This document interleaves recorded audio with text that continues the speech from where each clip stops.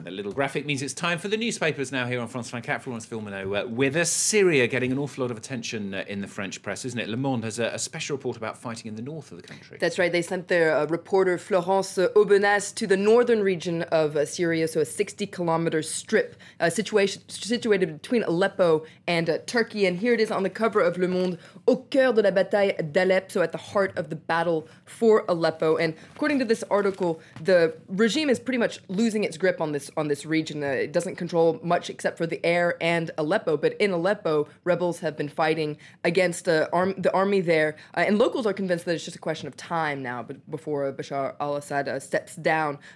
So the article describes the fighting, but it also describes what it calls a return to normal life in areas that have been, quote, freed from the rebels. Now, Syria is also getting a lot of attention, this time on the plight of refugees, and on the cover of La Croix, the Christian newspaper here. So l'exil des Syriens, the Syrian exile. So these are civilians and soldiers that are fleeing the fighting to neighboring countries like Turkey, Jordan, and Iraq. And according to La Croix, the Syrian chaos is more and more of an issue, a concern for the international community. And the diplomatic angle is still in a lot of the papers. You picked something out from Le Figaro. That's right. We've been seeing a lot of articles recently about what's going to happen next, what's going to happen in the post-Assad era. And according to this article in Le Figaro, Europe is putting a lot of pressure on the rebels to get along. And according to this article, the warning is discreet, but European officials are starting to lose their patience. Yesterday, for instance, EU officials asked the rebels and opposition figures to finally agree on a temporary political direction to take the country. And now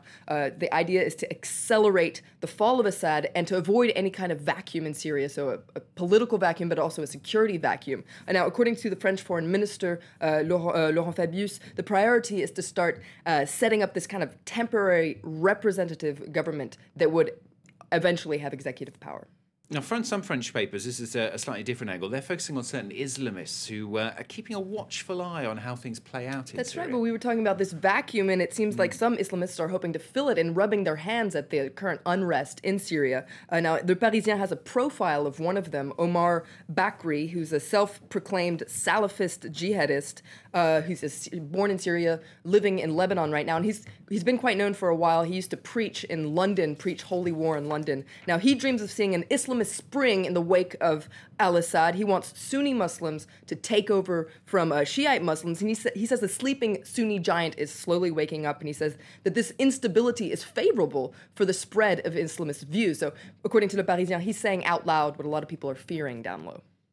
The economy is back in the newspapers today, Spain's particularly. Spain, that's right. It's on the cover of Les Echos, the business daily. Spain sends a wave of panic across the market. A storm is brewing on European financial markets, and there's a photo of a very worried-looking trader. It's also on the cover of Le Figaro, the right-leaning newspaper. L'Espagne replonge, l'Europe tremble. So Spain falls again, Europe is trembling, it's raining bad news and emergency measures, according to Le Figaro. And speaking about the economy, the left-leaning newspaper Libération, they have France's, let's get his title properly, Recovery Minister, Arnaud Montebourg, is on the cover. It's quite an unusual title for Libération and for him as well. Yeah. And they say, à quoi sert Montebourg? It's, what is his job? What does he do? What's his use? He recovers. Exactly, he recovers. Now, Montebourg has been getting a lot of press for the last couple of weeks for talking tough and having very harsh words for a lot of very big, powerful people in France, including the Peugeot family. For this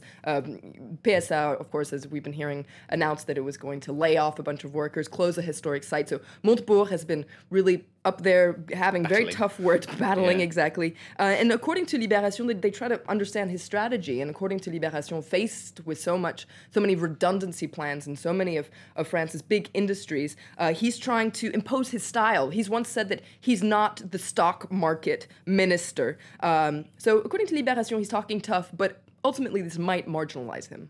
Florence, thank you very much. Florence Villeneuve with the French newspaper review here on France 24. Stay with us.